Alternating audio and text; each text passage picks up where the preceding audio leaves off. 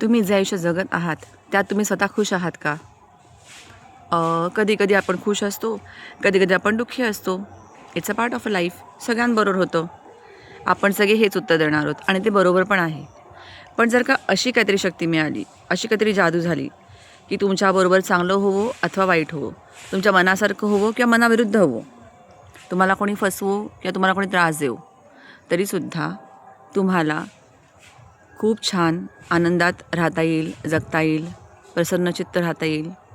जर का असं काहीतरी जगात असेल तर ते कोणाकोणाला हवं आहे? ऑफकोर्स सगळ्यांना हवं आहे. सगळ्यांनाच खुश राहावंसं वाटतं, सगळ्यांनाच मज्जा करावीशी वाटते. मग ह्या सगळ्यासाठी आपण काय करू शकतो? तर सोपा उपाय, आपल्या सगळ्यांचा एक ॲटिट्यूड असतो. ॲटिट्यूड म्हणजे मी तर म्हणेन आत्मसन्मान. फार मुश्किलीने मानवजन्म मिळाला आहे आपल्याला. तो जन्म छोट्या मोठ्या गोष्टींसाठी रडण्यात, भांडण्यात फुकट घालवायचा आहे का? एक एक क्षण आयुष्याचा संपत आलेला आहे आणि गेलेला क्षण परत कधीच नाही येणार आहे. गेलेले पैसे परत मिळवता येतील. कोणी माणसं तुटली असेल तर त्याच्यापेक्षा चांगली माणसं तुमच्या आयुष्यामध्ये येतील. आणि असे किती आले आणि किती गेले ह्या जगात, जगाला फरक नाही पडला. तसंच आपल्या पण येण्या किंवा जाण्याने फरक नाही पडणार आहे. तुम्ही एकटे जन्माला आलात आणि एकटेच मरणार आहात. सो हा एकटेपणा एन्जॉय करायला शिका. तुम्ही जरी एकटे असाल तरी अख्खं जग तुमच्याबरोबर आहे हे पण समजायला शिका.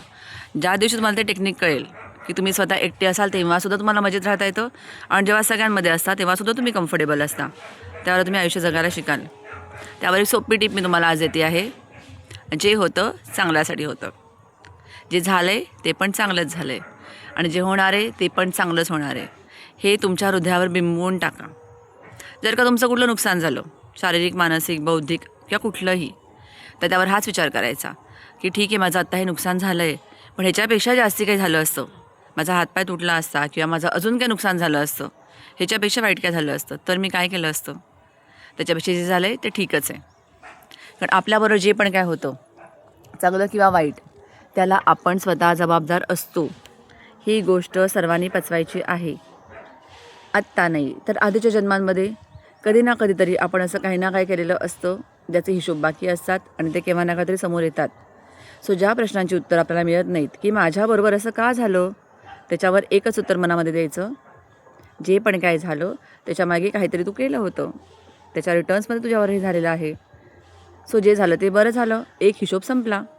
जेव्हा अशा प्रकारचा ॲटिट्यूड तुमच्या आतमध्ये राहील तेव्हा तुम्ही खुश व्हाल.